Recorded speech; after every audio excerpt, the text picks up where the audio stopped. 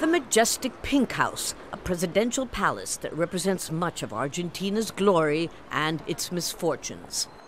We are invited for an exclusive tour of the palace, built at the end of the 19th century by the famed Italian architect Francesco Tamburini. After decades of decay and abandonment, it's recovering its former splendor, one wafer-thin gold leaf at a time. It was a splendor symbolized by Eva Peron, Argentina's former First Lady.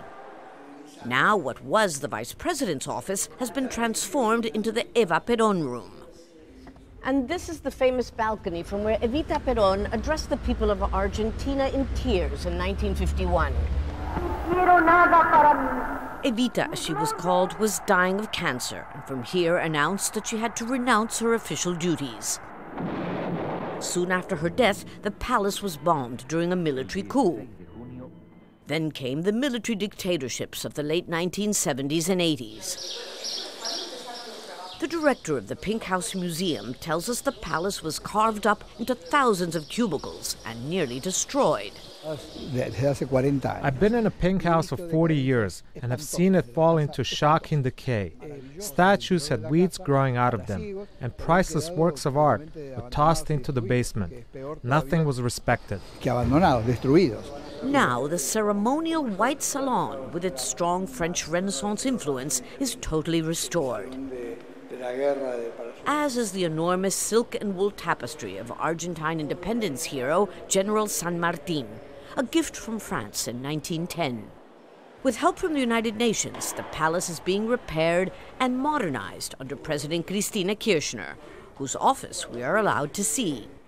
And this is the desk where the President of Argentina works. It's beautiful, but even more interesting is the window behind it. It was only opened 7 years ago. Before that, it was armored with a huge sheet of steel that had been placed during the military dictatorship to prevent attacks.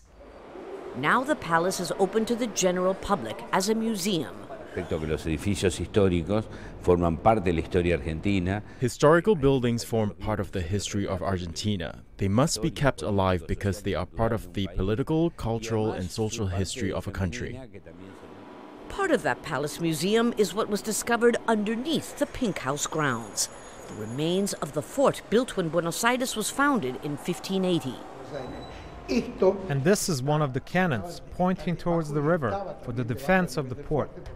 250 years later, the fort was demolished and a first, smaller Pink House was built, painted with lime mixed with ox blood to protect it from the humidity, hence the pinkish color. The rest is history. Lucia Newman, Al Jazeera, Buenos Aires.